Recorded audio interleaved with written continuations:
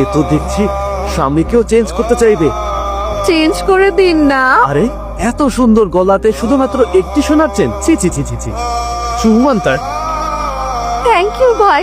আসলে আমাদের আর একটা ছোট ঘর আছে না, সেখানে আপা সেটা আমাদের এলাকার মধ্যে না, এবার সরি। এই কাকে ধাক্কা মেরে গিয়েছো জানো? আমরা কি জানো? পুলিশ। আপনাদের মতো পুলিশকে আমরা রান্নাঘরে খাবার বানাতে রেখেছি, জানি। কিসে রান্না করা যাবে রেখেছি? ওরা আমার জামাই।